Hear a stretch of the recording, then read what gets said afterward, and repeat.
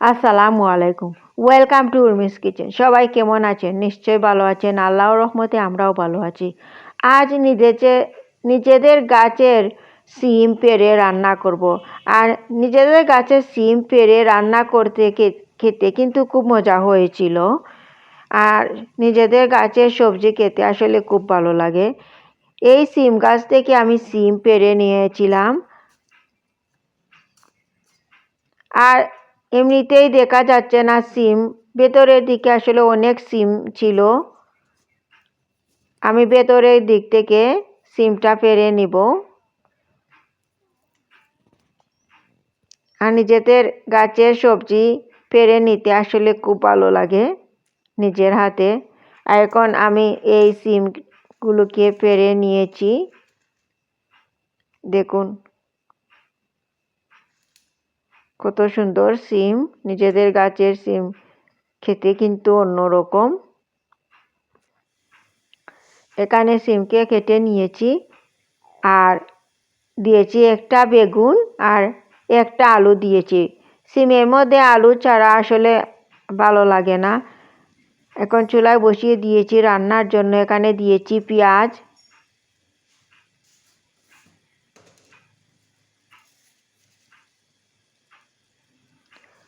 আর দিয়েছি স্বাদ মতো লবণ।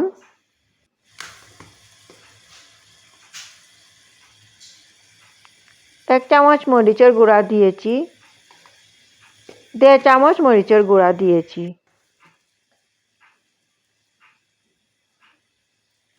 আর 1 চামচ হলুদের গুঁড়া দিয়েছি। আর ধনিয়া গুঁড়া দিয়েছি 1 চামচ। আর পাঁচফোড়ন দিয়েছি একটু।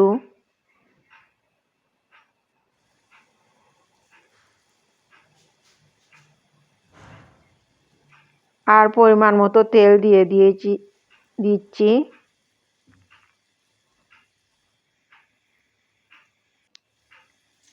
এখন পানি দিয়ে দিচ্ছি।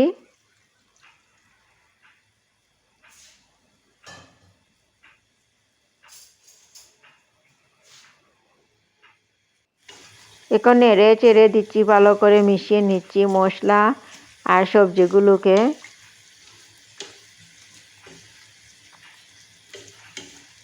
আর এভাবে রান্না করে খেতে কিন্তু খুব দারুণ হয়েছিল।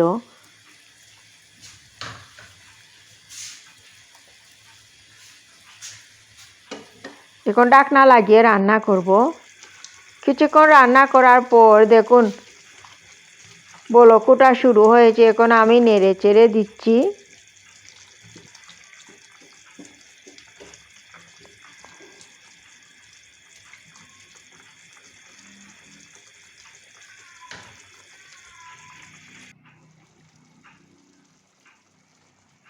কিছুক্ষণ রান্না করে আবার নেড়ে চেড়ে দিচ্ছি।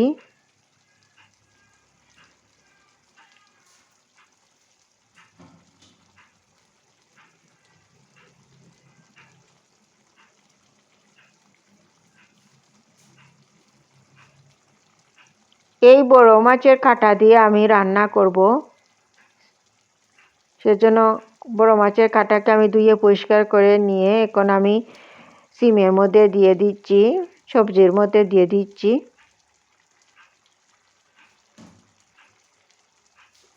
এখন নেড়ে চেড়ে নিচ্ছি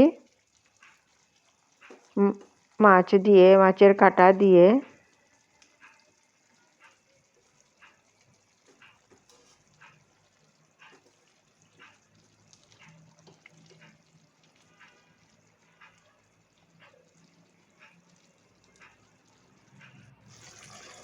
এখন ঢাকনা লাগিয়ে রান্না করব।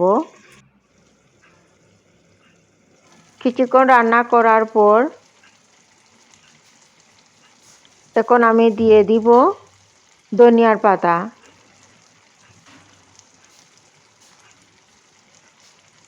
আমার সিম বেগুন আলুর তরকারি হয়ে গিয়েছে।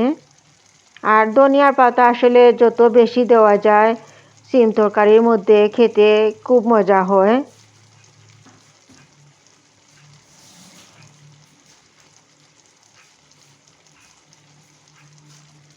এখন ঢাকনা লাগিয়ে আরও কিছুক্ষণ রান্না করব। আরও কিছুক্ষণ রান্না করার পর এখন আমি চুলাটা অফ করে নিব।